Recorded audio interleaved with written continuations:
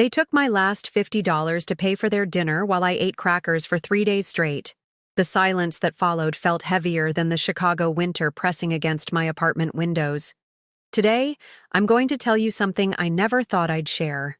If you also believe that we still have value, even after 60, type 1 in the comments. And please, leave a like and subscribe. Let's show that we're strong together. My name is Helen Parker, and I'm 75 years old. I used to be a third-grade teacher at Lincoln Elementary on the South Side, where I spent 37 years shaping young minds and wiping away tears. My hands, now spotted with age and trembling slightly from arthritis, once held chalk that wrote thousands of lessons on blackboards. They guided countless children through their first steps in reading, their first attempts at cursive writing, their first understanding that someone believed in them. Those same hands raised 2 children alone after my husband Richard walked out when I was barely 40, leaving behind nothing but unpaid bills and the faint scent of his aftershave that lingered in our tiny bathroom for weeks. I can still remember standing in our cramped kitchen in our old apartment on Ashland Avenue, holding Jake on my hip while Lisa clung to my worn house dress, both of them asking when Daddy was coming home. I told them he was on a business trip, but even at 7 and 5, they seemed to sense the lie in my trembling voice. That morning started like any other Wednesday in November. The radiator in my studio apartment was making that familiar clanking sound that had become my reluctant companion through another harsh Chicago winter. I wrapped my grandmother's faded blue shawl around my shoulders, the one with the small burn hole from when I'd leaned too close to the stove while cooking dinner for 3 growing people on a teacher's salary. The shawl still smelled faintly of lavender sachets and memories of better times. I was preparing my usual breakfast: 1 piece of toast with a thin layer of peanut butter and a cup of tea made with a tea bag I'd already used twice. The routine had become a meditation of sorts, a quiet moment before facing another day of carefully managing every penny, every decision, every hope that maybe today would bring a phone call from my children. My phone, an old flip phone that Lisa had given me years ago with a patronizing smile and the words, "Mom, you don't need anything fancy," sat silent on the kitchen counter. Its black screen reflected the gray November light filtering through windows that needed washing. But I couldn't afford the window cleaner anymore. Not since Lisa had convinced me to let her help with my finances. The apartment itself told the story of a life gradually shrinking. What had once been a 3-bedroom house filled with children's laughter, holiday decorations, and the organized chaos of a working mother had been reduced to 400 square feet of carefully arranged loneliness. My rocking chair, the one Richard had bought when Lisa was born, sat by the window facing the alley, where I could watch the world continue its business while I waited for visits that came less and less frequently. On the small table beside my chair lay a collection of photographs in mismatched frames, each one a window into a time when I believed that love and sacrifice would be rewarded with loyalty and care. There was Lisa at her high school graduation, her smile radiant as she held her diploma, unaware that her mother had worked 3 jobs that summer to pay for her cap and gown. Jake's wedding photo showed him handsome in his tuxedo, standing beside his bride Sarah, both of them glowing with happiness that I had helped finance by taking a second mortgage on the house I'd eventually lose. The photographs seemed to mock me now, reminders of all the times I'd said yes when I should have asked questions, all the times I'd given when I should have received, all the moments I'd prioritized their needs over my own, until I'd forgotten what my own needs even were. That Wednesday morning, as I sipped my twice-used tea and watched the neighbor's cat pick its way through the frost-covered alley, my phone rang. The sound startled me so completely that I knocked over my teacup, sending the weak brown liquid spreading across the small table where I paid my bills and wrote letters that nobody ever answered. "Hello?" My voice came out scratchy, unused to conversation so early in the day. "Mom, it's Lisa." Her voice carried that familiar note of impatience, the tone she used when she was calling from her corner office downtown, surrounded by the success she'd built partially on the foundation of my sacrifices. "I need to talk to you about something important." Something important. In the 2 years since she'd taken over my finances, something important had always meant another restriction, another limitation, another way my life would become smaller and more controlled. I could picture her at her mahogany desk, surrounded by awards and certificates that proved her competence in managing other people's money while she systematically drained her own mother's life savings. "What is it, sweetheart?" I asked, though the endearment felt hollow. When had she stopped being my sweetheart and become my financial warden? "I've been reviewing your accounts. And honestly, Mom, you're spending too much money. That grocery bill last month was completely unreasonable. $67? What are you buying? We need to set up a weekly allowance system so you can learn to budget properly." $67. For an entire month of groceries.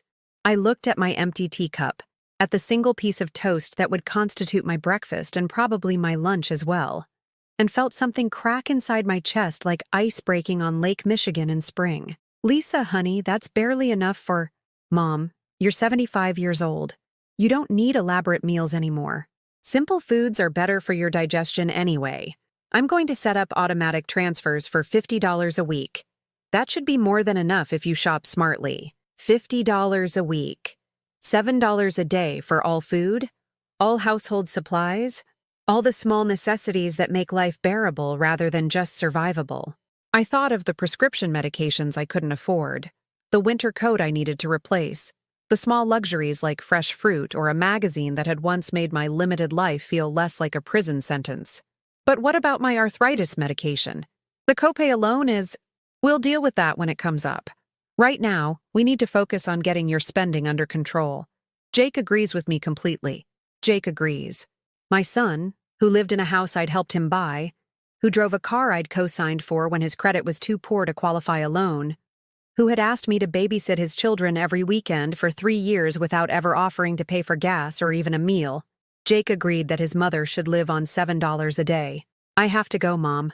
I have a meeting. The new account will be set up by Friday. Try to use this as an opportunity to learn better money management skills." The line went dead, leaving me staring at the phone while my tea grew cold in its puddle on the table. Money management skills. As if 37 years of teaching, of raising 2 children alone, of making a dollar stretch until it screamed hadn't taught me everything about managing money that anyone could possibly need to know.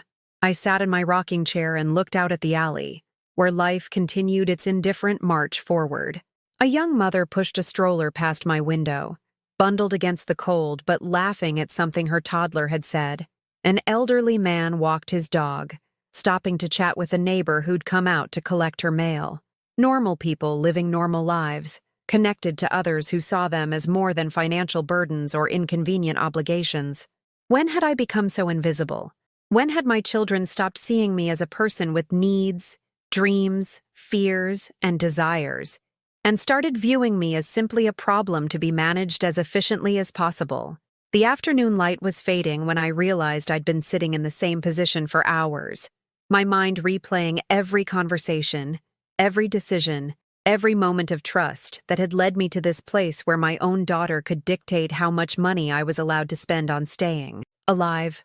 That evening, I opened my small freezer and found it nearly empty, except for a package of frozen peas and a single TV dinner that had been there so long I couldn't remember buying it. My refrigerator contained condiments, a few eggs and milk that would expire in 2 days.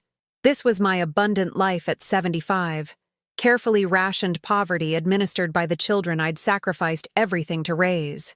As I prepared for bed, I caught sight of myself in the bathroom mirror. The woman looking back at me seemed smaller than she had been that morning, more fragile, more defeated.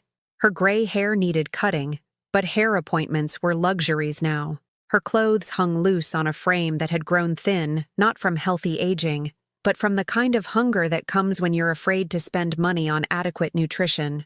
But in her eyes, in my eyes, I saw something that hadn't been there that morning. A flicker of something that might have been anger, or determination, or simply the first stirring of a woman who was tired of disappearing into the convenience of other people's plans. I didn't know it then, but that flicker would grow into the fire that would consume everything I thought I knew about family, loyalty, and what it meant to love someone enough to let them destroy you. Tomorrow, I would discover just how deep the betrayal went. But tonight, I was still Helen Parker, retired teacher, devoted mother, and willing victim of the people who should have loved me most.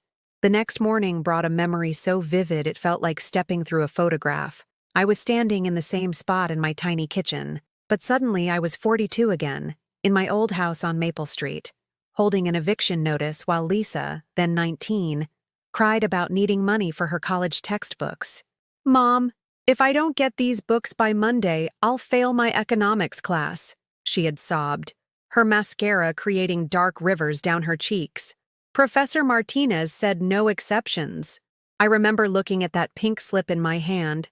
30 days to pay 3 months of missed rent or lose our home. Then at my daughter's desperate face. The choice wasn't really a choice at all. I walked to my bedroom, opened the shoebox under my bed where I kept my emergency fund, and counted out $240 in crumpled bills. Money I'd saved by skipping lunch for 3 months, by mending my work clothes instead of buying new ones, by walking to school instead of driving to save on gas. "Here, sweetheart," I'd whispered, pressing the money into her manicured hands. "Don't worry about paying me back. Just focus on your studies." She'd hugged me then, her perfume expensive and sweet, her gratitude warm and real. "I love you so much, Mom. I'll make this up to you someday, I promise." 33 years later, sitting in my austere apartment with my $50 weekly allowance, I finally understood that someday was never going to come. The pattern had been there from the beginning, hadn't it? Every crisis, every emergency, every just this once that became a way of life. When Jake needed a car to get to his job at the warehouse, I'd co-signed the loan and made the payments when he defaulted. When Lisa's first apartment required first and last month's rent plus deposit, I'd taken out a personal loan that took me 2 years to repay. When Jake's wife Sarah had complications during her pregnancy and they needed money for medical bills, I'd cashed in my modest retirement fund early, paying penalties I couldn't afford.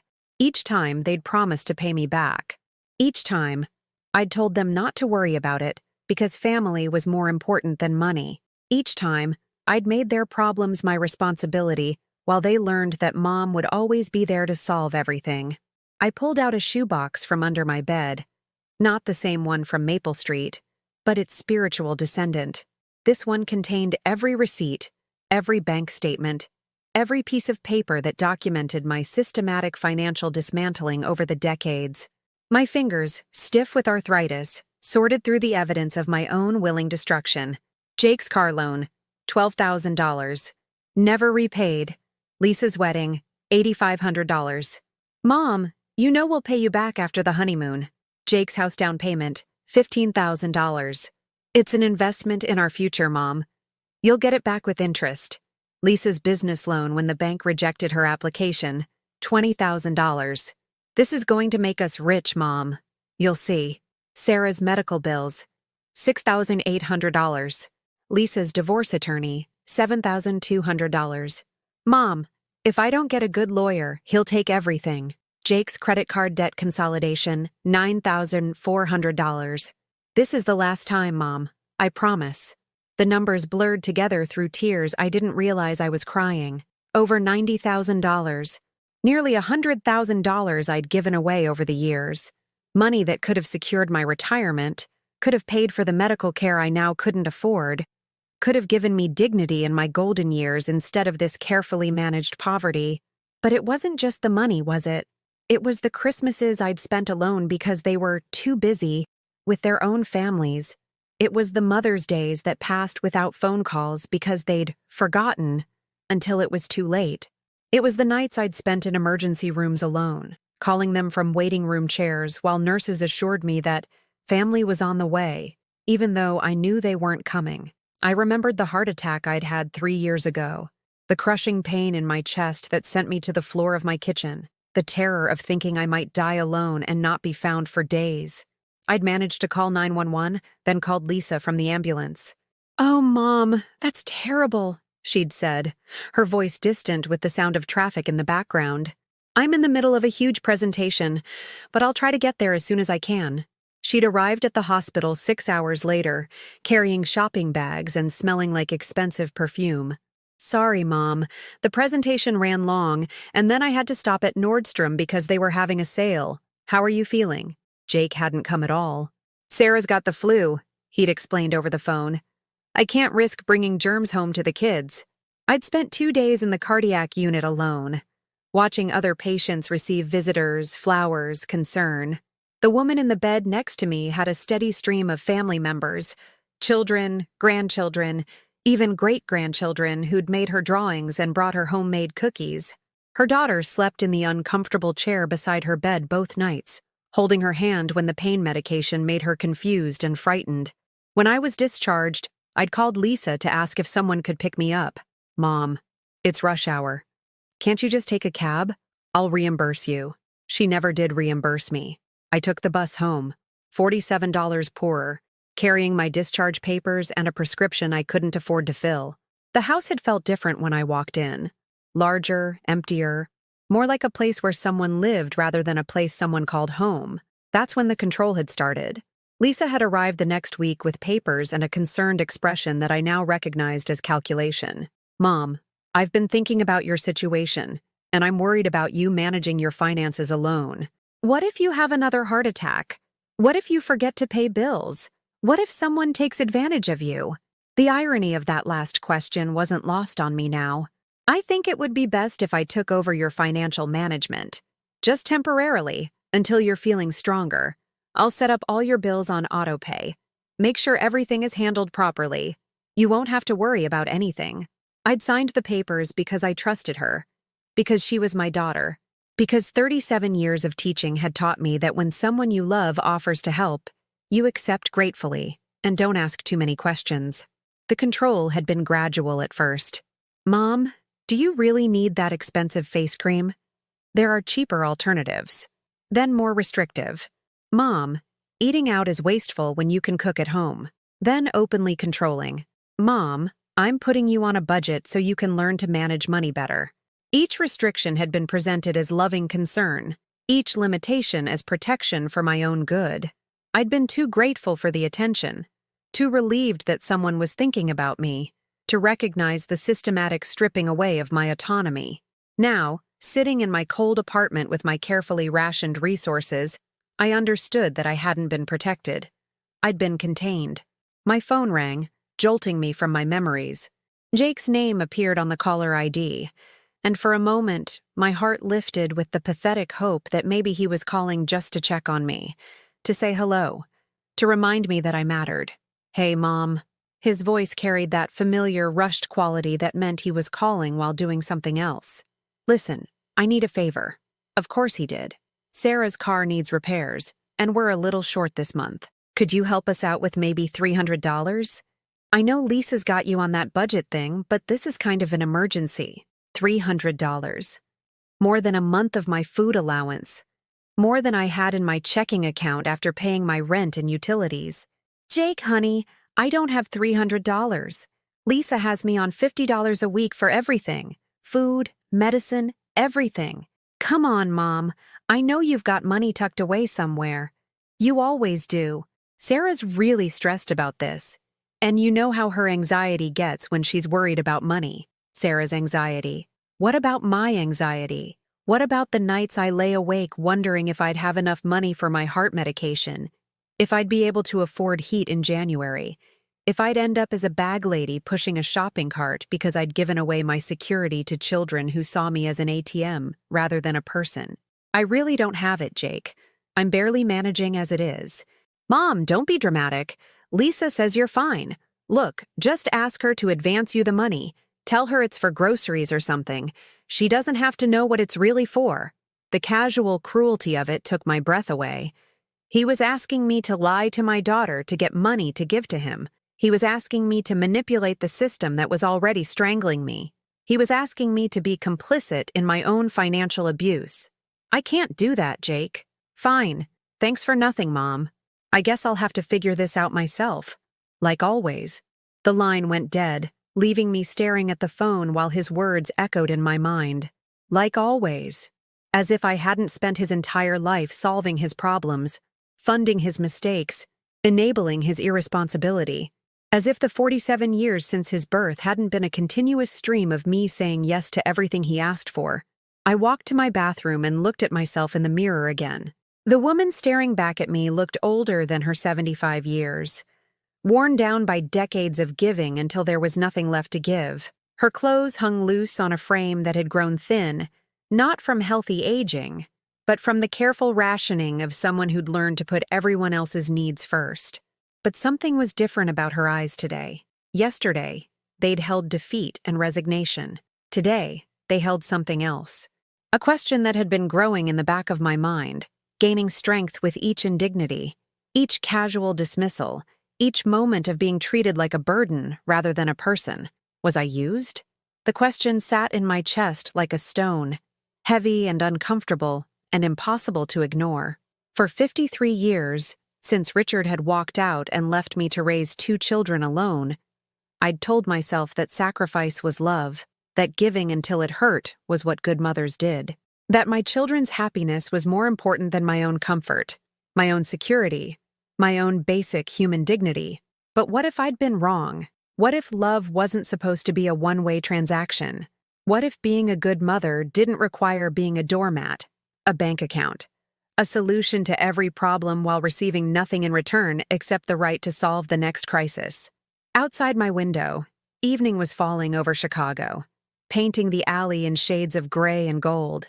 Somewhere in this city, Lisa was having dinner in a restaurant that cost more than my weekly food budget. Somewhere else, Jake was probably complaining to Sarah about his unreasonable mother who wouldn't help with their car repairs. Neither of them was thinking about me as a person with needs, fears, dreams, or feelings. I was simply a resource to be managed, a problem to be contained, an inconvenience to be handled as efficiently as possible. Tomorrow, I would start asking different questions. Tomorrow, I would begin the process of finding out just how much I'd been used, how much I'd been taken advantage of, how much of my life I'd given away to people who'd never intended to give anything back. Tonight, I was still Helen Parker, dutiful mother and willing victim, but something fundamental had shifted in the landscape of my heart, and I knew there would be no going back to the woman who'd answered Jake's call with hope instead of dread. The silence in my apartment had become a living thing, pressing against my eardrums with the weight of 30 years of forgotten birthdays. November 15th. My 75th birthday. I sat at my small kitchen table, staring at a single cupcake I'd bought myself from the day-old bakery section at the grocery store, 50 cents that felt like an extravagance under Lisa's new budget regime. The cupcake's pink frosting had started to harden around the edges, and the single candle I'd found in my junk drawer stood crooked in the center like a question mark. I'd been waiting since morning for the phone to ring, for someone to remember that this was the day I'd entered the world. That this was the anniversary of the moment when Helen Parker had first drawn breath and cried out her existence to an indifferent universe. The waiting was the cruelest part. Hope stretched thin as tissue paper, ready to tear at the slightest touch of reality. At 3 p.m., I finally lit the candle and made a wish I was too embarrassed to say aloud. The flame flickered in the draft from my poorly sealed windows, casting dancing shadows on the wall where a family portrait used to hang before I'd packed it away, because looking at it hurt too much. The phone remained silent. I ate the cupcake slowly, making it last as long as possible, pretending it was a celebration instead of a funeral for expectations I should have buried years ago. The frosting was too sweet and left a chemical aftertaste that lingered long after the last crumb had dissolved on my tongue. By evening, I'd checked my phone 17 times to make sure it was working. I'd even called the time and temperature number just to hear another human voice, even if it was a recording that told me it was 34 degrees with a chance of snow. At 9 p.m., I blew out the candle and went to bed, carrying the weight of a birthday that had passed unnoticed by the 2 people who should have remembered the day that brought them their mother. But the real betrayal was still waiting in my mailbox. 3 days later, I found an envelope with Lisa's return address. For a moment, my heart lifted. Perhaps a belated birthday card, a forgotten gesture of love that had finally found its way to me. My fingers trembled as I opened it, and for a few seconds, I let myself believe that someone had remembered I existed. Inside was a bank statement. Not a card, not an apology, not even a note. Just a cold summary of numbers that made my blood freeze in my veins. My savings account, the one I'd thought contained the modest nest egg I'd scraped together over decades of careful living, showed a balance of $2,847.32s. But that couldn't be right. I'd had over $50,000. $50,000 earned by 37 years of teaching, by summers spent working at the school district's maintenance department, by weekends babysitting neighbor children for extra money. I called the bank with shaking fingers, certain there had been a mistake. Mrs. Parker, I show a series of transfers over the past 18 months, the customer service representative explained, with the practiced patience of someone who delivered bad news for a living. All authorized by Lisa Parker under the power of attorney agreement. The largest transfers were $22,000 in March for what's listed as family emergency, $15,000 in August for medical expenses, and $8,000 in October for household necessities, family emergency, medical expenses, household necessities. Each phrase was a lie wrapped in bureaucratic language, each transfer a theft disguised as care. But I didn't authorize any of those transfers, I whispered. I understand your confusion, Mrs. Parker, but according to our records, your daughter has full financial power of attorney. These transfers were all perfectly legal and properly documented. Legal. The word hit me like a physical blow. Everything Lisa had done to me was legal, because I'd signed papers I hadn't fully understood, trusting the child I'd raised to protect me rather than prey on me. I hung up the phone and sat staring at the bank statement until the numbers blurred together. $47,000. Gone. Vanished into the accounts of the children I'd given everything to, the children who'd repaid my sacrifices by systematically stealing what little security I had left. That night, I called Lisa. It took her 4 rings to answer, and when she did, I could hear the sound of laughter and clinking glasses in the background. Mom? Is everything okay? I'm at dinner with clients. Lisa, I need to ask you about my bank account. There are some transfers. Mom, can this wait? I'm in the middle of an important business dinner. Can I call you back tomorrow? This is important too, I said, my voice steadier than I felt. $47,000 is missing from my savings account. The background noise faded as she apparently moved to a quieter location. When she spoke again, her voice carried that tone of patronizing patience she used when explaining things to people she considered intellectually inferior. Mom, it's not missing. I've been using it to take care of your expenses and to help with family emergencies. Everything I've done has been for your benefit or for the family's benefit. What expenses? What emergencies? I haven't seen any of that money. Mom, you have dementia episodes. You forget things. I've been paying for your medications, your rent assistance, all sorts of things you don't remember because of your condition. Dementia episodes. The lie was so bold, so calculated, that it took my breath away. I'd never been diagnosed with dementia. I'd never shown signs of dementia.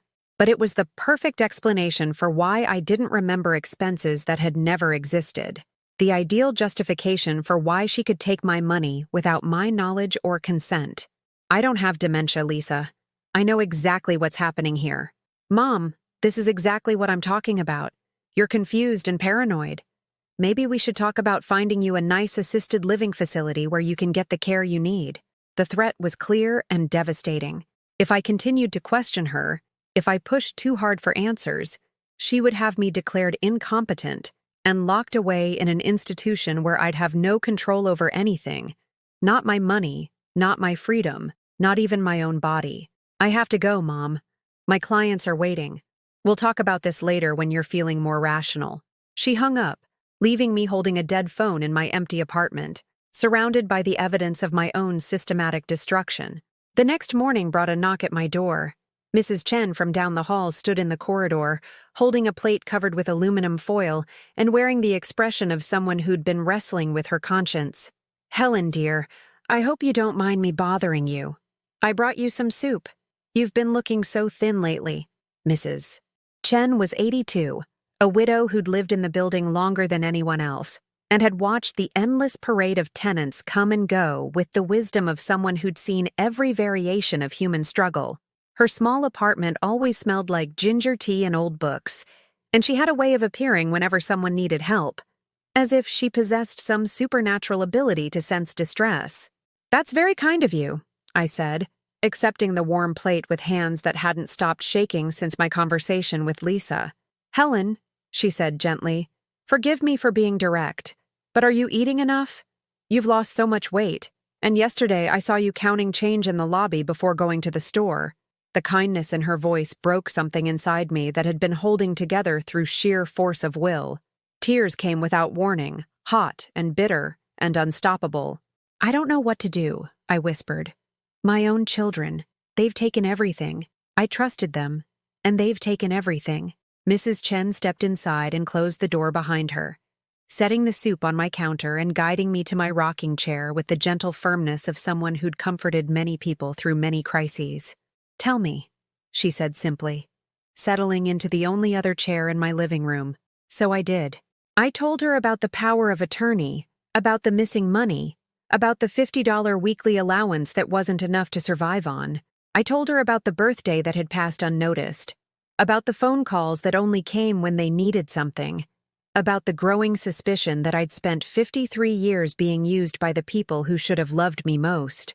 Mrs. Chen listened without judgment, without trying to offer easy solutions or empty reassurances. When I finished, she sat quietly for a long moment, her weathered hands folded in her lap. My dear, she said finally, I had 5 children. 3 of them turned out to be good people who take care of me in my old age. 2 of them, she paused, choosing her words carefully. 2 of them see me as a bank account with a pulse. The difference between us is that I learned to say no before they could take everything. But they're my children, I protested. I raised them. I sacrificed everything for them. And perhaps that was the problem, Mrs. Chen said gently. When we teach people that our love has no boundaries, that our generosity has no limits, that we will always say yes no matter how much it costs us, we teach them that we have no value except what we can provide. Her words settled into my chest like stones, heavy and uncomfortable and impossible to ignore. Had I taught my children that I was worthless, except for what I could give them? Had my endless sacrifices actually been training them to see me as a resource rather than a person? What do I do now? I asked. Mrs. Chen reached into her purse and pulled out a business card. This is my nephew David. He's a lawyer who specializes in elder abuse. He helped me when my daughter tried to take my house. Call him elder abuse. The phrase felt foreign in my mouth, too clinical for the betrayal that was eating me alive from the inside. But that's what this was, wasn't it? Abuse. Systematic, calculated, and devastating abuse perpetrated by the people who should have protected me.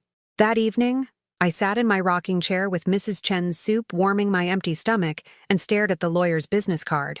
Outside my window, the first snow of winter was beginning to fall, coating the alley in pristine white that would turn gray and dirty within hours. I thought about the woman I'd been that morning, still hoping for birthday cards that would never come, still making excuses for children who saw her as a problem to be managed rather than a person to be loved. That woman felt like a stranger now, someone from a different life who'd believed in fairy tales about family loyalty and the rewards of selfless love. Tomorrow, I would call the lawyer. Tomorrow, I would begin the process of fighting back. Tomorrow, I would start asking the hard questions about what I was owed by the people who owed me everything. But tonight, I was still Helen Parker, sitting alone in an apartment I could barely afford, eating soup given to me by a neighbor who showed me more kindness than my own children had in years. Tonight, I was still the woman who'd been taught that love meant giving until it destroyed you, that motherhood meant sacrificing yourself completely for people who would never sacrifice anything for you. The snow continued to fall outside my window, covering the world in a blanket of temporary beauty that would melt away as soon as the sun returned. But something inside me was hardening like ice, crystallizing into a cold clarity that no amount of heat would be able to thaw. I was done being convenient. I was done being invisible. I was done being used. The phone didn't ring that night, but for the first time in months, I didn't wait for it to. David Chen's law office sat on the 32nd floor of a gleaming downtown Chicago building, its floor-to-ceiling windows offering a view of Lake Michigan that stretched to the horizon like a promise of freedom. I'd never been this high above the city before, never sat in a leather chair that probably cost more than my monthly rent, never felt the weight of legal authority working on my behalf instead of against me. Mrs. Parker, David said, his voice gentle but firm as he reviewed the documents I'd brought. What has happened to you constitutes textbook financial elder abuse. Your daughter has systematically drained your accounts under the guise of caring for you. The good news is that we can fight this. The challenging news is that your children aren't going to react well when they realize their free bank account is about to be closed. I'd called him 3 days after Mrs. Chen gave me his card, my voice barely a whisper as I'd explained my situation to his receptionist. Within an hour, he'd called me back personally. Apparently his aunt had already filled him in on the basics of my predicament. The first step, David continued, pulling out a thick legal document, is revoking the power of attorney. Once we file this, Lisa will no longer have access to your accounts. We'll also be demanding a full accounting of every penny she's taken and beginning the process of recovery. Recovery. The word felt foreign and wonderful, like a language I'd forgotten how to speak.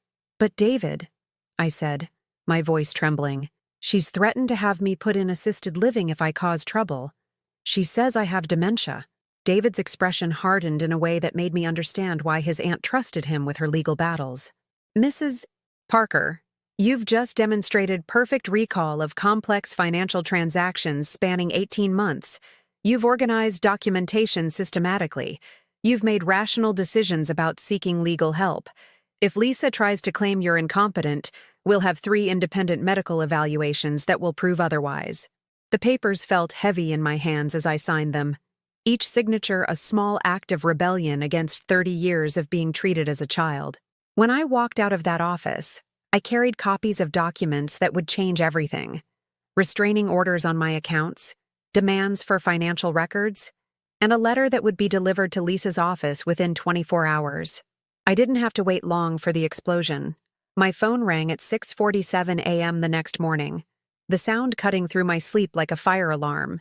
Lisa's name appeared on the caller ID, and even before I answered, I could hear the fury in the way the phone seemed to vibrate with each ring. "What the hell have you done?" Her voice was shrill, stripped of the patronizing patience she usually used with me. "I just got a call from my bank saying my access to your accounts has been frozen. There are lawyers involved? Are you out of your mind?" For the first time in decades, I felt a surge of power instead of fear when my daughter raised her voice at me. "I've revoked your power of attorney, Lisa. I've hired a lawyer to help me recover the money you've stolen from me." "Stolen? I haven't stolen anything. Every penny I took was used for your care or for legitimate family emergencies. You're having another one of your episodes, Mom. This is exactly why you need supervision." "What episodes?" "Name one time I've shown signs of dementia. Give me one specific example." The silence stretched between us, filled with the sound of her scrambling to construct a lie that would justify years of systematic theft. "Mom, you're clearly not thinking rationally. You're accusing your own daughter of stealing from you. That's paranoid delusion. Show me the receipts, Lisa. Show me where my $22,000 went for a family emergency in March. Show me the medical bills that cost $15,000 in August. Show me any proof that my money was used for anything other than funding your lifestyle." "I don't have to prove anything to you." The mask was slipping now, revealing the cold calculation beneath years of false concern. "I'm your daughter. I've been taking care of you when nobody else would. This is the thanks I get? Taking care of me? Lisa, I'm living on $50 a week while you've stolen nearly $50,000 from my savings. I missed my heart medication last month because I couldn't afford the copay. I'm eating 1 meal a day so I can pay my rent. How exactly is that taking care of me? You're being dramatic. You have everything you need. I need my money back." "Well, you're not getting it." The pretense of loving concern evaporated completely. "That money is gone, Mom. I used it for important things. Jake's house payment, my car repairs, Sarah's medical bills, my business expenses. Family responsibilities that you apparently don't understand. Family responsibilities. As if I hadn't been fulfilling family responsibilities for 53 years while they took everything I offered and demanded more. Then you'll be hearing from my lawyer," I said, surprised by the steadiness in my own voice. "Your lawyer?" Lisa laughed, but there was no humor in it. "Mom, you can't afford a lawyer. You're living on a fixed income. I'm the one with money. I'm the one with connections. Do you really think you can fight me?" The call that came 3 hours later was from Jake, his voice tight with panic and poorly controlled rage. Mom, what's this bullshit about freezing accounts and lawyers? Lisa's freaking out, and now she's saying we might have to pay back money we don't have. What the hell is wrong with you? What's wrong with me, Jake? Is that I've finally realized my own children have been financially abusing me for years. Financially abusing you? Jesus Christ, Mom. We're your family. Everything we've done has been to help you or to handle emergencies you couldn't manage yourself. What emergencies, Jake? Tell me specifically what emergencies required $22,000 of my money in March. I don't know the details. Lisa handles all that financial stuff, but I know she wouldn't take money unless it was necessary. Your house down payment, Jake. She took $15,000 from my savings to help with your house down payment. Did you think that was a gift? You said it was a gift. You said you wanted to help us get started. I said I'd help you with a few $1,000s if I could. I never said you could take $15,000. I never even knew it had been taken until this week. Look, Mom, even if there were some misunderstandings about the money, we can work this out as a family. We don't need lawyers getting involved. That's just going to cost everyone money and cause a lot of hurt feelings. Hurt feelings. As if my feelings had mattered to either of them for the past 3 decades. Jake, I want my money back. All of it. Every penny Lisa has taken over the past 18 months. That's impossible, Mom. We don't have that kind of money just sitting around. Lisa's got her business expenses. I've got my mortgage. Sarah's got her medical costs. We can't just write you a check for $50,000. Then you should have thought about that before you spent $50,000 that didn't belong to you. Mom, be reasonable. We're family. Can't we work out some kind of payment plan? Maybe a few $100s a month until we get things straightened out? A few $100s a month to repay money they'd stolen from me over the course of a year and a half. At that rate, assuming they actually made the payments, which their track record suggested they wouldn't, I'd be 91 years old before I saw my money again. No, Jake. I've been reasonable for 30 years. I've been understanding and patient and forgiving for 3 decades while you and your sister have taken advantage of my generosity. I'm done being reasonable. Fine. You want to act like we're strangers instead of family? You want to treat your own children like criminals? Go ahead. But don't come crying to us when you realize how lonely and miserable you're going to be without us in your life. The threat was clear. Choose between your money and your family. Choose between financial security and the possibility that your children might occasionally acknowledge your existence. Choose between dignity and the scraps of attention they'd been throwing you like bones to a dog.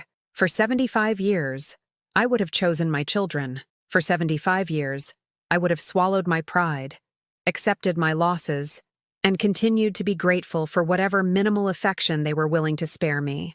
But I wasn't that woman anymore. Jake, I've been lonely and miserable for years while you were in my life. You only call when you need money.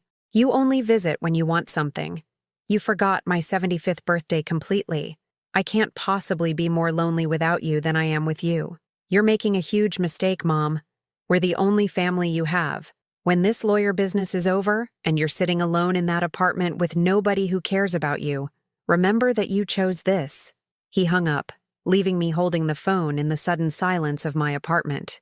But for the first time in months, the silence didn't feel oppressive. It felt clean, like the air after a thunderstorm has cleared away the humidity and left everything fresh and bright. That afternoon, my doorbell rang. Through the peephole, I could see Sarah, Jake's wife, standing in the hallway with my 2 grandchildren, Emma, age 12, and Michael, age 9. They were the only members of my family who'd shown me genuine affection in recent years, and seeing them standing at my door sent a spike of panic through my chest. "Grandma Helen," Emma called through the door. "It's us. Daddy said we should come see you." I opened the door, and Emma immediately threw her arms around my waist with the unself-conscious affection that only children possess. Michael hung back slightly, his face troubled in the way that suggested he'd overheard conversations he wasn't supposed to understand. "Hi, sweethearts," I said, hugging Emma while studying Sarah's face for clues about why they'd really come. "The kids wanted to see you," Sarah said, her voice carefully neutral. "They've been asking why we haven't visited lately." I knelt down to Emma's level, looking into eyes that were the same blue as Jake's had been when he was her age.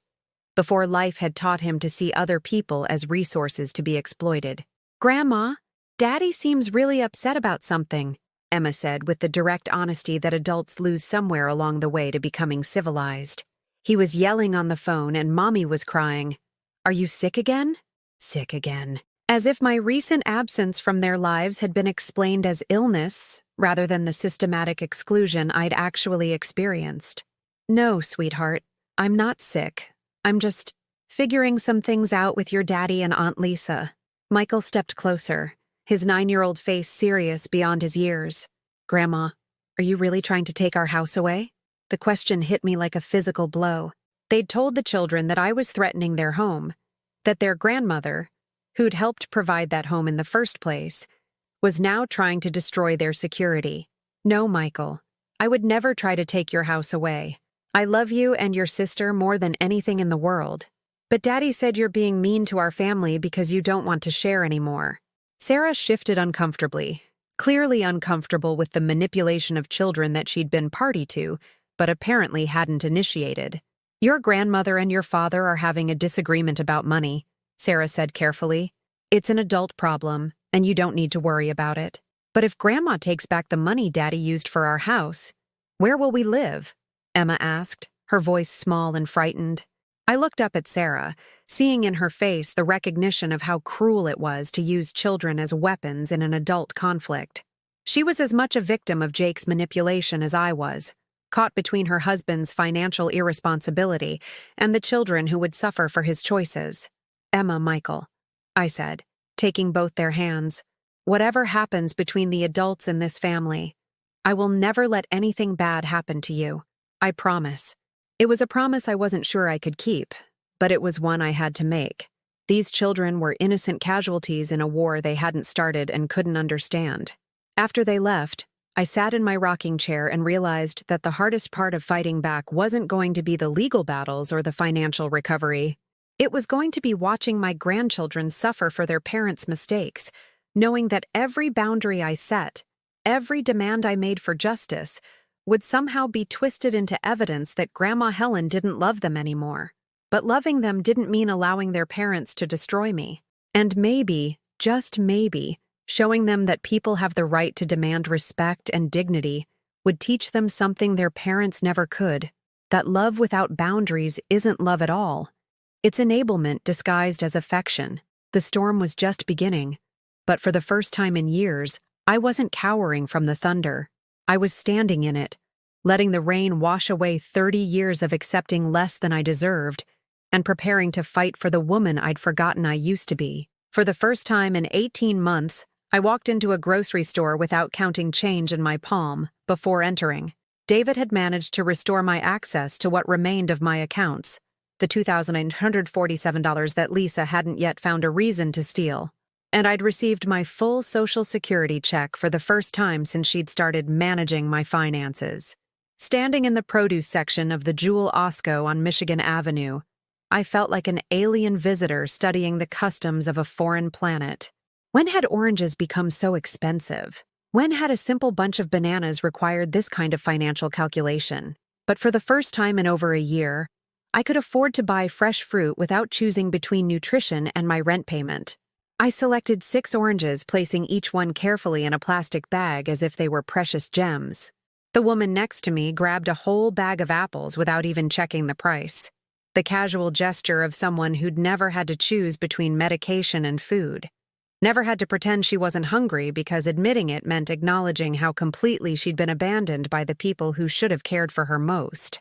My phone buzzed while I was standing in the cereal aisle, trying to remember what it felt like to choose breakfast based on preference rather than price per ounce. Lisa's name appeared on the screen, and for a moment, I considered not answering, but ignoring her would only delay whatever new manipulation she'd crafted overnight. "Mom, I've been thinking about our conversation yesterday," she said, her voice carrying a studied calm that immediately put me on guard. I realize I may have gotten a little emotional. This whole situation has been very stressful for everyone involved. A little emotional. As if screaming about lawyers and threatening to have me institutionalized qualified as mild irritation rather than psychological warfare. "I want to make this right," she continued. Why don't you come to Sunday dinner this weekend? We can sit down as a family and work out a solution that makes everyone happy. Sunday dinner. I couldn't remember the last time I'd been invited to Sunday dinner at Lisa's house.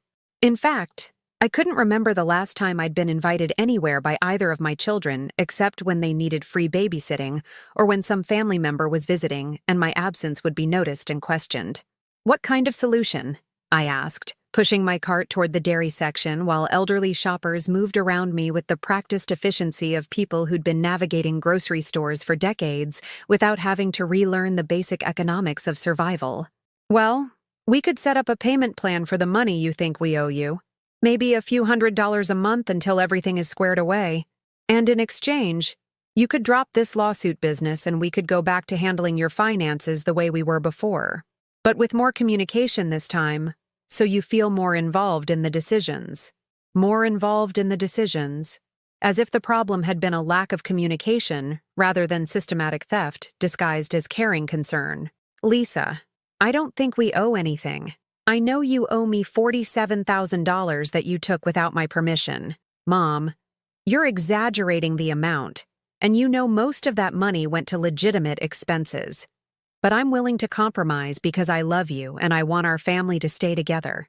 I stopped walking, standing perfectly still in front of the yogurt display, while other shoppers flowed around me like water around a stone. Love. She was talking about love while simultaneously trying to negotiate how little she could pay back of the money she'd stolen from me. And if I don't accept your compromise?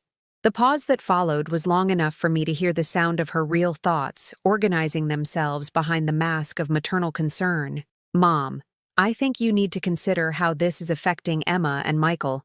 They're very upset about this conflict in the family. Children need stability, and all this drama with lawyers and accusations is really hurting them. There it was. The threat wrapped in concern for the grandchildren. The implication that I was responsible for any pain this situation caused them, rather than the people who'd created the situation by stealing from their grandmother. The children will be fine once their parents start acting like honest adults instead of thieves. Mom! The shocked tone suggested I'd committed some terrible breach of etiquette by calling theft what it was. How can you say something so hurtful? After everything I've done for you, after all the ways I've taken care of you, this is how you thank me? Everything she'd done for me, taking my money, controlling my spending, threatening my freedom, and manipulating my grandchildren into believing I was the villain in this story. If this was care, I'd been desperately in need of neglect. Lisa, I'll see you in court. I hung up before she could respond, my hand trembling as I slipped the phone back into my purse. Around me, the grocery store continued its normal rhythm. Mothers with young children negotiating the candy aisle. Elderly couples debating the merits of different breakfast cereals. Teenagers working after school to help their families make ends meet. Normal people living normal lives, unaware that one of them had just taken her first real step toward reclaiming her dignity. That evening, I did something I hadn't done in over 2 years. I cooked myself a real dinner. Not because I was expecting company, not because it was a special occasion, but simply because I wanted to and I could afford to. Chicken breast seasoned with herbs I'd splurged on, fresh vegetables that hadn't been marked down for quick sale, rice cooked with actual butter instead of the spray-on substitute I'd been using to stretch my food budget. While the chicken was cooking, I called Mrs. Chen to thank her for connecting me with her nephew and to update her on the progress of my case. Helen, dear, you sound different, she said after I'd told her about the restored bank access and the conversation with Lisa. Stronger somehow. I feel different, I admitted, stirring the rice while the smell of properly seasoned food filled my small kitchen for the first time in months. I feel like I'm remembering who I used to be before I became so grateful for scraps that I forgot I deserved a real meal. It's funny how quickly we adapt to accepting less, Mrs. Chen said. But it's even more remarkable how quickly we can remember our worth once we decide to stop settling for crumbs.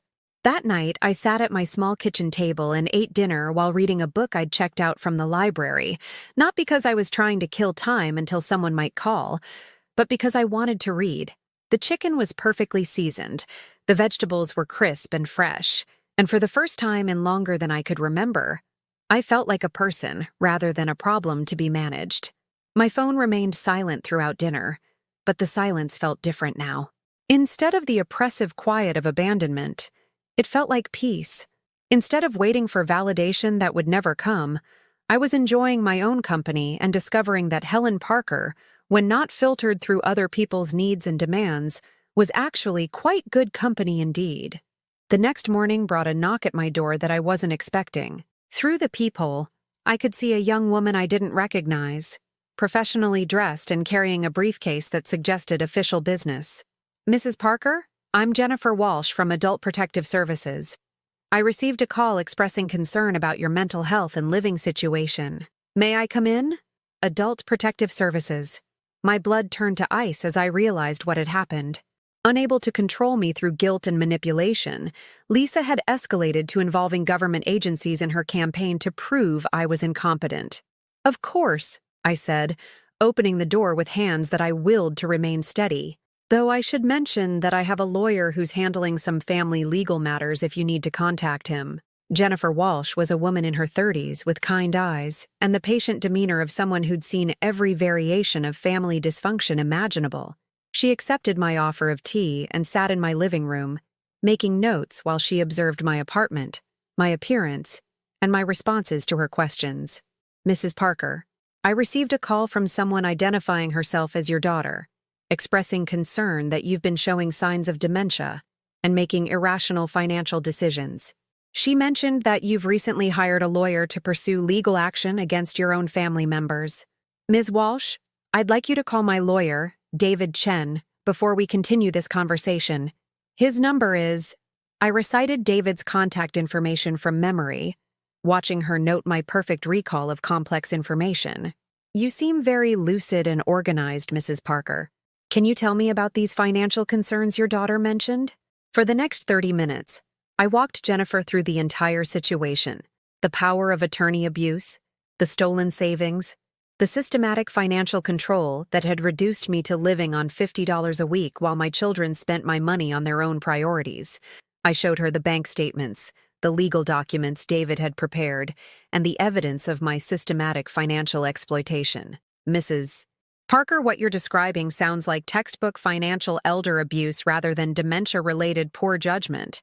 Have you been evaluated by a medical professional recently?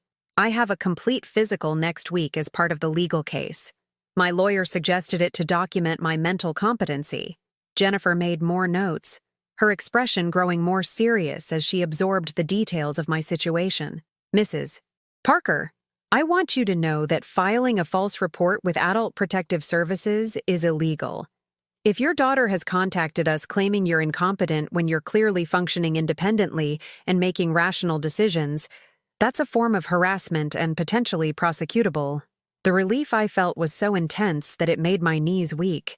Someone in authority was taking my side, recognizing that I was the victim rather than the problem, understanding that my decision to fight back was evidence of mental clarity rather than dementia. "Will you be recommending any services or interventions?" I asked.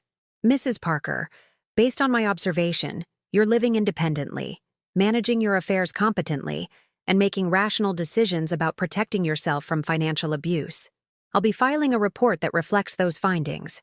However, I'd also like to give you some resources for seniors who've experienced financial exploitation. There are support groups and additional legal services that might be helpful." After Jennifer left, I sat in my rocking chair and felt something I hadn't experienced in years: validation. A neutral professional had looked at my situation and confirmed what I'd begun to suspect: that I was the victim of abuse, not the perpetrator of family conflict. My decision to fight back wasn't evidence of mental decline. It was proof that my survival instincts were still intact. That afternoon, I did something I hadn't done in over a decade. I went to a matinee movie by myself. Not because I was lonely, not because I was trying to fill empty time, but because I wanted to see the new drama playing at the theater on State Street and I could afford the ticket. Sitting in the darkened theater, surrounded by other people who'd chosen to spend their afternoon escaping into someone else's story, I felt a sense of possibility I'd forgotten existed. The woman on the screen was roughly my age, playing a character who'd spent her life being defined by other people's needs until she finally decided to pursue her own dreams. As I watched her navigate the challenges of starting over in her 70s, I realized that my own story was just beginning. For 75 years, I'd been the supporting character in other people's narratives. The dutiful wife, the sacrificing mother, the convenient grandmother, the manageable elderly person. But maybe, just maybe, it was time for Helen Parker to become the protagonist of her own life. Walking home from the theater as the sun set over Lake Michigan, I felt lighter than I had in years. The weight of constantly trying to earn love that would never be freely given had lifted from my shoulders. The burden of being grateful for scraps from people who owed me everything had been set aside. For the first time in decades, I wasn't waiting for someone else to validate my worth. I was discovering it for myself, one small act of self-care at a time, one boundary at a time, one moment of choosing my own well-being over other people's comfort. The phone would ring again tomorrow, bringing new threats and manipulations and desperate attempts to pull me back into the role of willing victim. But tonight, I was Helen Parker, woman of substance and dignity, sitting in her own home, eating food she'd chosen and prepared for herself, accountable to no one except the person she saw in the mirror. And that person, I was beginning to remember, was someone worth fighting for. The intervention arrived on a Saturday morning disguised as concern. I was watering the small herb garden I'd started on my fire escape, basil and oregano in plastic containers that caught the morning sun, when I heard multiple voices in the hallway outside my apartment. Through the peephole, I could see Lisa, Jake, Sarah, and even my grandchildren, all standing in the corridor like a delegation of disapproval. "Mom, we need to talk," Lisa called through the door, her voice carrying that forced cheerfulness that meant she was about to ambush me with something she'd planned extensively. "We're all here because we love you and we're worried about you." All here. They'd brought the children as shields, knowing I wouldn't want Emma and Michael to witness whatever confrontation they'd orchestrated. The calculation in using 10-year-old and 12-year-old emotional leverage made my stomach turn, with recognition of how thoroughly they'd weaponized family love. I opened the door to find them arranged like a firing squad of false concern. Lisa stood in front, dressed in her expensive business suit as if she'd come directly from church, though I knew she hadn't attended services in years. Jake lurked behind her, his face wearing that sullen expression he'd perfected as a teenager when caught doing something he knew was wrong. Sarah held the children's hands, her eyes refusing to meet mine as she played her assigned role in this family theater. "Hello, everyone," I said, stepping back to allow them into my small apartment, where their presence immediately made everything feel cramped and invaded. Emma ran to me immediately, wrapping her arms around my waist with the unconscious affection that hadn't yet been poisoned by adult manipulation. "Grandma, I missed you. Daddy said you've been sick, but you look fine to me." "I'm perfectly fine, sweetheart," I said, hugging her while studying the faces of the adults who'd told her lies to explain my absence from their lives. "Mom, we've been talking as a family," Lisa began, settling into my rocking chair without invitation, claiming the seat with the unconscious entitlement of someone who'd never learned that other people's spaces deserved respect. "We're all very concerned about the decisions you've been making lately." "What decisions?" I asked, though I knew exactly what was coming. Jake stepped forward, his voice carrying that artificial sincerity that meant he was reciting rehearsed lines. "Mom, hiring lawyers to sue your own children, accusing us of stealing when we've only tried to help you, calling protective services to file false reports about Lisa. These aren't the actions of someone who's thinking clearly. False reports." They'd somehow discovered that Jennifer Walsh had investigated Lisa's claims and found them baseless, and now they were spinning my vindication as evidence of my mental incompetence. "The Protective Services investigation cleared me completely," I said. "The worker confirmed that I'm competent and that what you've done to me constitutes financial elder abuse." "Mom, that woman was clearly inexperienced," Lisa interjected smoothly. "Anyone can be fooled by someone having a good day. The important thing is that people who know you well can see the changes." "What changes specifically?" "Your paranoia, for one thing," Jake said. "Thinking your own family would steal from you. Your inability to manage money responsibly. Your sudden hostility toward people who've only tried to help." I looked at my grandchildren, who were listening to this character assassination of their grandmother with the wide-eyed confusion of children trying to understand why adults were saying terrible things about someone they loved. "Emma, Michael, would you like to see my herb garden on the fire escape?" I asked. "I've been growing basil and oregano." "Grandma, that sounds really neat," Emma said, but Lisa's hand shot out to stop her. "The children should hear this conversation," Lisa said firmly. "They need to understand what's happening with their grandmother's health." Using the children as witnesses to my humiliation, forcing them to watch their grandmother be declared mentally incompetent by the people who'd stolen from her. The cruelty was breathtaking in its systematic calculation. "This isn't appropriate for children to hear," Sarah said quietly, speaking for the first time since they'd arrived. "Maybe they should wait in the hallway." "No," Lisa snapped. "They live in this family too. They have a right to understand why Grandma is acting so strangely." "I'm acting strangely because I've finally realized that my own children have been stealing from me for years," I said, my voice steady despite the rage building in my chest. "I'm acting strangely because I've hired a lawyer to get back the $47,000 you've taken from my savings account. I'm acting strangely because I refuse to continue living on $50 a week while you spend my money on your priorities." "See?" Lisa said, turning to Sarah as if I weren't in the room. "The paranoid delusions, the fixation on money, the inability to remember that she gave us permission for all those transactions. I never gave you permission to take $47,000. "Mom, you have dementia episodes," Jake said with the patient tone of someone explaining reality to a confused child. "You forget things. You approved those transfers during periods when you were lucid, but then you forget about them and think we stole from you." Dementia episodes. They'd constructed an entire false narrative about my mental health to justify their theft, and now they were presenting it as established fact rather than calculated lies. "If I have dementia, why haven't you taken me to a doctor? Why haven't I been diagnosed by a medical professional?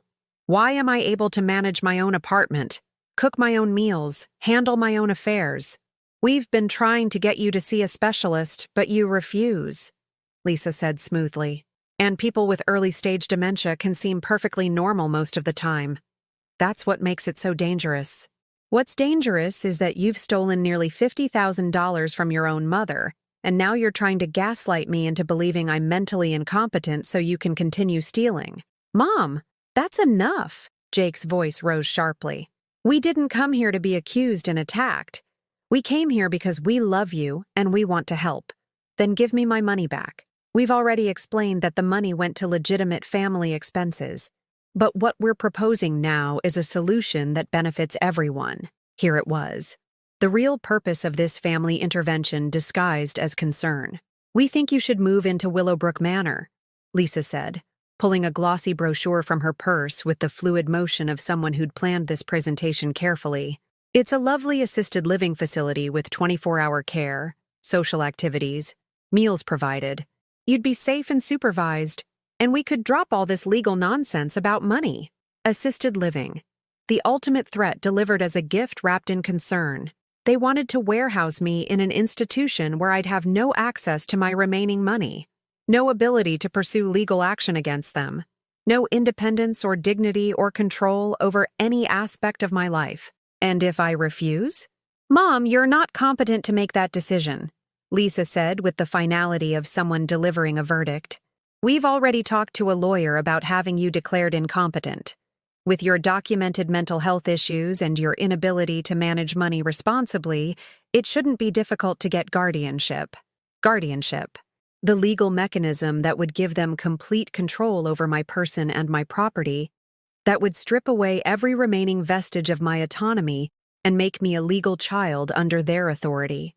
I looked at Emma and Michael, who were watching this conversation with growing distress, and realized that whatever I said next would define not just my future, but their understanding of what it meant to stand up for yourself when people you love try to destroy you. "Lisa, Jake," I said, my voice carrying a calm I didn't feel, "I want you to listen very carefully. I am not mentally incompetent. I am not going to assisted living. I am not dropping the lawsuit. I am going to recover every penny you've stolen from me, and if you attempt to have me declared incompetent, my lawyer will destroy you in court." "Mom, you're being irrational. I'm being clear. For 53 years, I've enabled your selfishness by prioritizing your needs over my own dignity. I've taught you that love means accepting abuse, that family means never having boundaries, that being a good mother means allowing my children to destroy me financially and emotionally. The children were listening with the intense attention that children bring to moments when they sense that everything is about to change forever. But I'm done teaching you those lessons. I'm done being convenient. I'm done being grateful for scraps from people who owe me everything. I'm done pretending that your treatment of me is motivated by love instead of greed. I walked to my front door and opened it, the gesture unmistakable in its finality. I want you to leave, all of you. And I don't want you to come back unless you're prepared to treat me with the respect and dignity that any human being deserves, and unless you're ready to return the money you've stolen. Mom, if we leave now, we're not coming back, Jake said, his voice carrying the tone of someone delivering an ultimatum. If you choose lawyers and money over your own family, you're going to end up alone and miserable. I've been alone and miserable for years while you were in my life, I said. At least now I'll be alone and miserable with my dignity intact. Lisa stood up, her face flushed with rage that she could no longer disguise as concern. This isn't over, Mother. We'll see what a judge thinks about your mental competency. You do that, and I'll see what a judge thinks about children who steal from their elderly mother and then try to have her institutionalized when she fights back. Emma broke away from Sarah and ran to me, throwing her arms around my waist again. Grandma, I don't understand what's happening, but I love you. I love you too, sweetheart, I said, hugging her tightly while looking directly at her parents. And that's exactly why I'm not going to let anyone teach you that love means accepting abuse, even from family. Sarah gently guided Emma back toward the door, her face troubled but resigned. As they filed out of my apartment, I heard Michael whisper to his sister, "Grandma seems pretty smart to me." The door closed behind them, leaving me alone in the sudden quiet of my apartment. But the silence felt different now. Not empty, but clean. Not lonely, but peaceful. I'd drawn a line in the sand and defended it, even when it meant losing what little contact I'd had with the family I'd sacrificed everything to create. I walked to my kitchen window and looked out at the city spread below me. Millions of people living their lives, making their own choices about what they would and wouldn't accept from the people who claim to love them. Somewhere out there were other elderly people being financially abused by their children, other mothers who'd taught their families that love meant never saying no. But I wasn't one of them anymore. I was Helen Parker, woman of substance and dignity, defender of her own worth, protagonist of her own story. And that story was just beginning to get interesting. The phone would ring within the hour, bringing threats and manipulations and desperate attempts to pull me back into my assigned role as grateful victim. But I wouldn't be answering it. I had herbs to tend, books to read, and a life to reclaim. And for the first time in decades, that felt like more than enough. 3 weeks after the confrontation, I stood in front of the bathroom mirror and barely recognized the woman looking back at me. Not because I looked older or more fragile, but because I looked alive in a way I hadn't seen in years. My shoulders no longer carried the permanent hunch of someone perpetually braced for the next crisis. My eyes held light instead of resignation.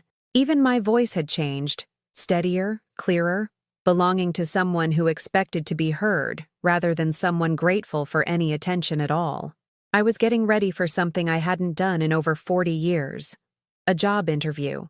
The position was at the Chicago Public Library's main branch, a part-time role helping seniors navigate computer systems and digital resources. When I'd seen the posting on their website, yes, I'd taught myself to use the computer at the library. Amazing what you can accomplish when you're not being told you're too old to learn new things. Something inside me had stirred to life. Mrs. Parker, the librarian who interviewed me, had said, "Your background in education makes you perfect for this position. We need someone who understands how to break down complex information into manageable steps. Someone patient enough to work with people who might be intimidated by technology. Someone patient." If 37 years of teaching third graders hadn't taught me patience, nothing could. If decades of dealing with Lisa and Jake's financial manipulation hadn't taught me persistence, I was unteachable.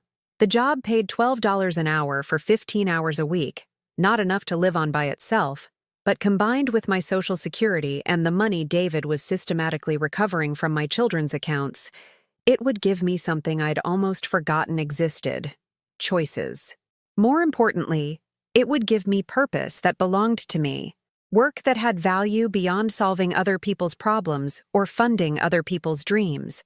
My first day at the library, I met Margaret, a 78-year-old woman trying to video chat with her grandchildren in California. Her son had given her a tablet for her birthday, but no instructions, and she'd been carrying it around for 6 months like an expensive paperweight. "I feel so stupid," she whispered as I sat down beside her at one of the computer stations. "Everything is so complicated now. Sometimes I think the world has just passed me by." "Margaret," I said, remembering how it felt to be told I was too old to manage my own finances, "there's nothing stupid about needing to learn something new. Let's figure this out together." An hour later, Margaret was successfully video chatting with her 4-year-old granddaughter, both of them laughing at the funny faces they could make appear on the screen. When we finished the call, Margaret had tears in her eyes. "I can't believe I just did that," she said. My granddaughter's face was right there on the screen. It was like magic. That's when I understood what I'd been missing during all those years of defining myself through other people's needs. There was a difference between helping someone because they demanded it and helping someone because you chose to. There was a difference between being used and being useful. In the evenings, I started something I'd dreamed about for decades but never had time for: painting. I'd found an easel at a thrift shop for $15 and bought basic acrylic paints with money that belonged to me, that I could spend without asking permission or justifying the expense to someone who saw my interests as frivolous wastes of resources. My first painting was terrible. A clumsy attempt at the view from my fire escape that looked more like a child's finger painting than anything resembling art. But it was mine. Every brushstroke was a choice I'd made, every color a decision that belonged to me alone. Mrs. Chen knocked on my door one evening while I was working on my third painting.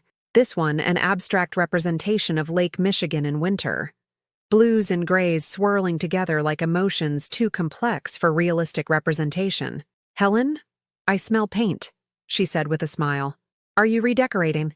"I'm painting," I said, gesturing toward the easel with hands stained blue and gray. "Trying to, anyway. I'm not very good yet." "May I see?" I showed her my small collection. The terrible view from the fire escape, a slightly better attempt at painting my herb garden, and the current work in progress. Mrs. Chen studied them with the serious attention of someone who understood that art wasn't about technical perfection, but about the courage to create something that hadn't existed before. "These are beautiful, Helen. They have honesty, pain, and hope at the same time. I've never painted before. I always wanted to, but there was never time, or money, or someone always needed something more important. And now? Now I have time. And the money I spend on paint is money I earned helping people at the library, not money I have to justify to anyone else." Mrs. Chen nodded with the wisdom of someone who'd learned similar lessons about the difference between surviving and living. "My late husband used to say that we don't really begin to live until we stop asking permission for our own happiness." 2 months into my new life, David called with news that made me sit down hard in my rocking chair. "Helen, we've recovered $31,000 so far," he said, his voice carrying the satisfaction of someone who'd successfully fought a battle against systematic injustice. "Lisa's had to liquidate some investments, and Jake's been forced to take out a second mortgage, but they're paying up rather than face criminal prosecution. $31,000. Not the full amount they'd stolen, but enough to transform my financial situation from precarious survival to actual security. Enough to know I could afford my medication, could eat nutritious food, could replace my winter coat before another Chicago winter arrived. What about the remaining $16,000? We're still working on that. They're claiming hardship, but my investigator has found evidence of some significant purchases they made with your money. Lisa's new car, Jake's home renovation project. We'll get it back." That evening, I did something I couldn't have imagined 3 months earlier. I made dinner reservations at a real restaurant. Not for a special occasion, not because someone was visiting, but because I wanted to eat food I hadn't cooked, served by someone else, in a place where I was a customer rather than a caretaker. The restaurant was a small Italian place in Lincoln Park, The kind of neighborhood establishment where the servers remembered regular customers, and the owner sometimes stopped by tables to chat about the day's specials. I ordered ossobuco, something I'd never tried but had always wanted to, and a glass of red wine that cost more than I'd spent on groceries in some weeks during Lisa's financial reign of terror. Sitting alone at a table for one, watching other diners enjoy their conversations and their meals, I realized I wasn't lonely. I was alone, but by choice rather than abandonment. There's a profound difference between solitude imposed by others and solitude chosen for yourself. The ossobuco was rich and complex, the wine warm and smooth, the service attentive without being intrusive. When the server asked if I was celebrating anything special, I almost said no out of habit. Then I reconsidered. "I'm celebrating my 75th birthday," I said. "A little late, but better late than never." She brought me a small piece of tiramisu with a candle in it, and when I blew out the flame, I made the same wish I'd made alone in my apartment 3 months earlier. But this time, it felt like a prayer that might actually be answered. Walking home through the autumn evening, past couples holding hands and families shepherding children toward bedtime, I felt something I'd forgotten existed. Contentment. Not the desperate gratitude of someone thankful for scraps, but the quiet satisfaction of someone whose life belonged to her. My phone had been silent for 2 weeks. No calls from Lisa demanding money, no messages from Jake asking for favors, no crises that required my immediate attention and financial sacrifice. The silence that had once felt like abandonment now felt like freedom. At home, I found an envelope that had been slipped under my door while I was at dinner. My name was written on it in careful child's handwriting that I recognized immediately. Inside was a drawing, clearly Emma's work, showing a woman with gray hair standing in a garden surrounded by flowers and herbs. At the bottom, in her careful 4th-grade printing, she'd written, "Dear Grandma Helen, I made this picture of you in your garden. Daddy says we can't visit you anymore, but I think about you every day. I hope you're happy. Love, Emma." I sat in my rocking chair holding that drawing and cried for the first time since the night I'd kicked my children out of my apartment. But these weren't tears of grief or abandonment. They were tears of recognition that love, real love, doesn't require permission or negotiation or payment plans. Emma loved me not because I'd given her things or solved her problems or funded her parents' lifestyle. She loved me because I was her grandmother, because I'd shown her that people could stand up for themselves with dignity, because she'd witnessed someone choosing self-respect over convenience. That night, I started a new painting. Not a landscape or a still life, but a portrait of the woman I was becoming. A woman who worked because she chose to, who helped others from strength rather than desperation, who spent her own money on her own priorities without asking anyone's permission. A woman who understood finally that love without boundaries isn't love at all. It's exploitation disguised as family duty. As I painted, I thought about the Helen Parker who'd answered Jake's demanding phone call 3 months earlier, who'd apologized for not being able to give him money she didn't have for problems he'd created himself. That woman felt like someone from another lifetime, someone I'd once known but could barely remember. The woman painting in the lamplight of her own apartment, surrounded by books she'd chosen and herbs she'd grown and art she'd created, was someone entirely new, someone who'd been born not at the moment of her first breath 75 years ago, but at the moment she'd finally learned to say no to people who'd mistaken her kindness for weakness. Outside my window, Chicago hummed with the lives of millions of people making their own choices about what they would and wouldn't accept from the world. And for the first time in my adult life, I was truly one of them. Not someone being lived by other people's expectations, but someone living deliberately, purposefully, joyfully. The phone sat silent on my kitchen counter, and I realized I no longer waited for it to ring. I had better things to do with my time than hope for validation from people who'd proven they saw me as a resource rather than a person. I had a life to live, and it was finally, gloriously, mine. 6 months later, I stood in the community center on Halsted Street, surrounded by easels and canvases and the gentle chatter of 12 other women who'd gathered for our weekly painting circle. The morning light streamed through tall windows, illuminating works in progress. Landscapes and portraits and abstract expressions of emotions too complex for words. "Helen, "Your technique has improved so dramatically," said Patricia, a retired nurse who'd joined our group after her own children had convinced her she was too old to start new hobbies. "That painting of the lake in winter, it captures something I feel but could never put into words." I looked at the canvas she was referring to, a piece I'd completed the week before showing Lake Michigan during a February storm. The waves were gray and powerful, but the sky held hints of blue that promised spring would eventually come. It wasn't technically perfect. I was still learning about perspective and color theory, but it was honest in a way that my life had never been before I'd learned to stop apologizing for taking up space in the world. "Art doesn't have to be perfect," I said, adjusting Patricia's easel so the light hit her canvas more directly. "It just has to be true." These women had become my chosen family, not bound by blood or guilt or obligation, but connected by the simple recognition that we all deserved to pursue joy, regardless of what others thought we were too old to attempt. There was Margaret from the library, now confident enough with technology to maintain her own Facebook page where she shared photos of her paintings. There was Mrs. Chen, whose watercolors of her childhood in Taiwan brought tears to our eyes with their delicate beauty.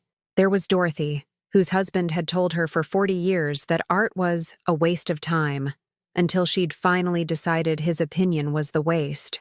After the painting session, Margaret and I walked to the coffee shop around the corner, our easels and paint boxes marking us as women who'd refused to disappear into the invisibility that society expected from people our age.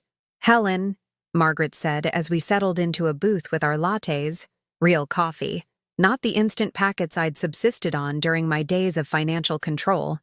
"Can I ask you something personal?" "Of course. Do you ever miss them? Your children, I mean. Do you ever regret standing up to them the way you did?"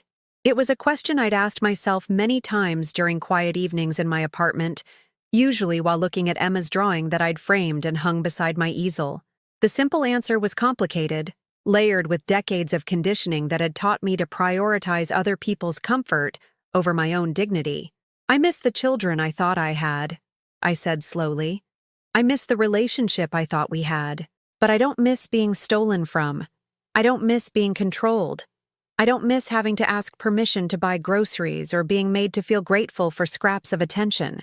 Margaret nodded with the understanding of someone who'd had similar conversations with herself. "My daughter calls now," she continued. "Not often, but sometimes. She seems different, like she's starting to understand that I'm a person, not just a problem to be managed." I'd been wondering about that myself. 3 weeks earlier, I'd received a text message from Lisa, the first communication in 4 months. Not an apology exactly, but something that might have been the beginning of recognition that she'd treated me badly.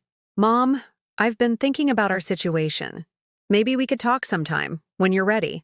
I hadn't responded yet. Not because I was punishing her, but because I was still figuring out what kind of relationship, if any, I wanted with people who'd systematically abused my trust and love for decades. Forgiveness was possible, but forgetting was neither possible nor advisable.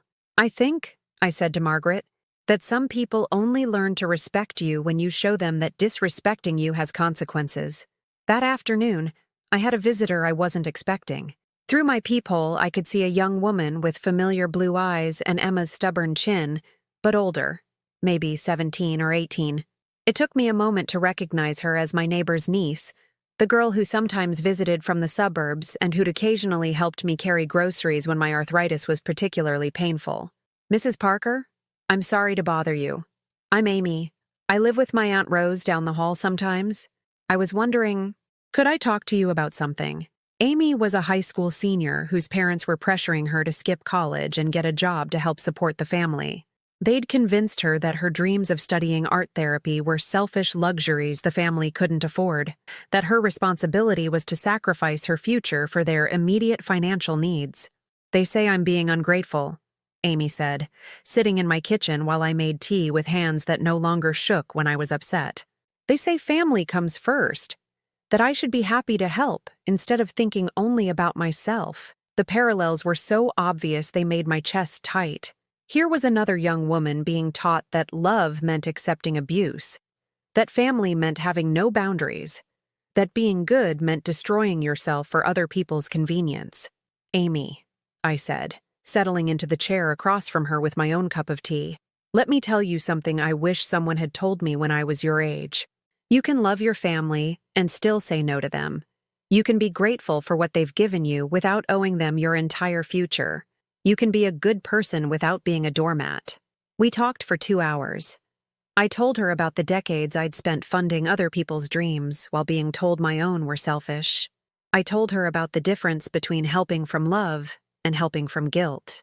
I told her about the morning I'd discovered that $47,000 of my savings had been stolen by children who'd convinced me that giving them everything was proof of my maternal love. But what if they cut me off? She asked, voicing the fear that had kept me trapped for decades. What if they decide I'm not worth loving if I don't do what they want?